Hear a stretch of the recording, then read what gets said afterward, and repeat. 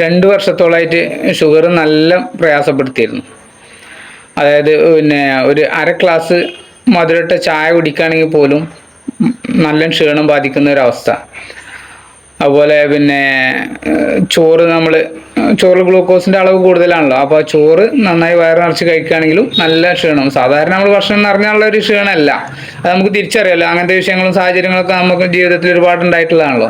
ഇതങ്ങനെയല്ല. ഇത് ഷുഗറിൻ്റെ അളവ് കൂടുതലുള്ള എന്ത് ഭക്ഷണം, ഗ്ലൂക്കോസിൻ്റെ അളവ് കൂടുതലുള്ള എന്ത് ഭക്ഷണം കഴിച്ചാലും നല്ല പ്രയാസം ഉണ്ടായിരുന്നു. കിഴങ്ങ് വർഗ്ഗങ്ങൾ, ഇതുപോലത്തെ ചോറാണെങ്കിലും. പിന്നെ ഈ പറഞ്ഞ പോലെ ഞാൻ നന്നായിട്ട് നേരത്തെയൊക്കെ നല്ലോണം പിന്നെ പായസം നല്ല ഇഷ്ടമുള്ള വ്യക്തിയാണ്. പ്രത്യേകിച്ച് അടപ്പായസം, ഗോതമ്പ് പായസമൊക്കെ, അതൊക്കെ 3-4 ഗ്ലാസ്സൊക്കെ കുടിച്ചിരുന്ന ആളായിരുന്നു.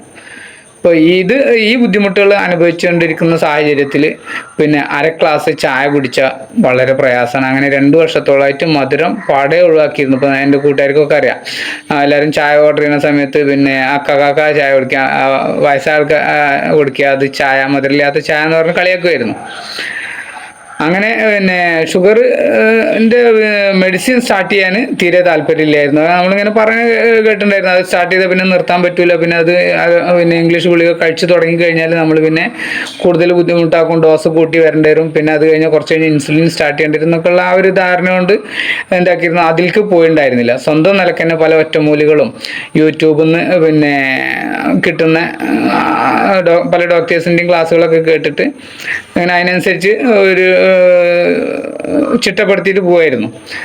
ആ സമയത്തും ഈ പ്രയാസത്തിന് മാറ്റങ്ങൾ ഉണ്ടായിരുന്നില്ല. ചില സമയങ്ങളിൽ ഇപ്പോൾ നമുക്ക് എല്ലാ സമയത്തും ഇപ്പോൾ ഡയറ്റ് എന്ന് പറഞ്ഞത് അന്ന് യൂട്യൂബിൽ നിന്ന് കേട്ട ഒരു പോയിന്റ് ആയിരുന്നു. എനിക്ക് നല്ല ഗുണം ചെയ്തൊരു കാര്യമായിരുന്നു.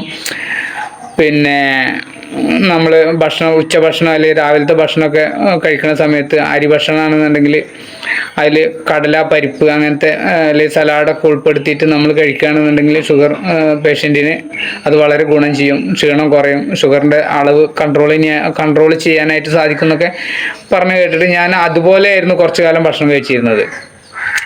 ഉച്ച സമയത്ത് ചോറ് കഴിക്കുമ്പോൾ വളരെ കുറച്ച് ചോറ്, കടല തോരൻ വെച്ചിട്ടോ അല്ലെങ്കിൽ പയറ് തോരൻ വെച്ചിട്ടോ അതിൻ്റെ കൂടെ കൂടുതൽ ഉൾപ്പെടുത്തും. അതുപോലെ ഇലക്കറികൾ ആയിരുന്നു. പക്ഷെ അതൊന്നും നമ്മളെ സാമൂഹിക ജീവിതത്തിൽ എല്ലാ സമയത്തും പിന്നെ നിലനിർത്താനായിട്ട് സാധിക്കുകയാണെങ്കിൽ അത് തന്നെ ധാരാളം.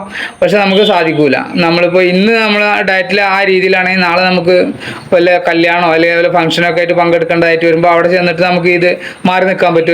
പിന്നെ കൂട്ടമായിട്ട് ഭക്ഷണം കഴിക്കുന്ന എനിക്കത് പറ്റൂല, ഇത് പറ്റൂല എന്നുള്ളത് പറയാനായിട്ട് സാധിക്കൂല.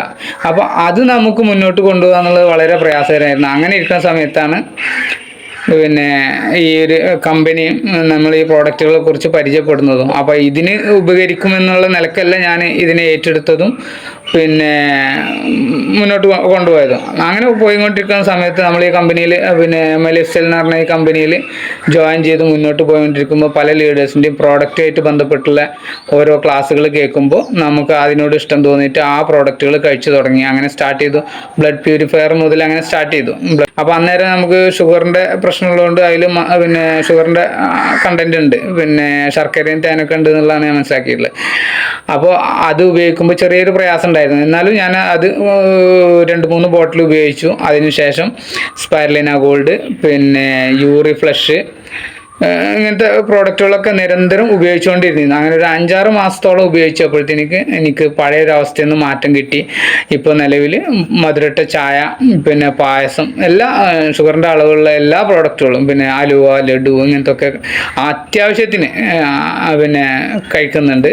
ഓവറാക്കാറില്ല, നേരത്തെ പോലെ ഓവറാക്കുന്നില്ല. ആവശ്യത്തിന് കഴിച്ച് പിന്നെ കുഴപ്പമില്ലാതെ മുന്നോട്ട് പോകുന്നുണ്ട്. ഇപ്പോഴും ഓരോ പ്രോഡക്റ്റുകൾ ഇതിൻ്റെ ഓരോ പ്രോഡക്റ്റുകൾ കണ്ടിന്യൂ ചെയ്തുകൊണ്ടിരിക്കുന്നു. ഇപ്പോൾ പുതുതായിട്ട് സ്പൈറലിന സ്റ്റാർട്ട് ചെയ്തിട്ടുണ്ട്.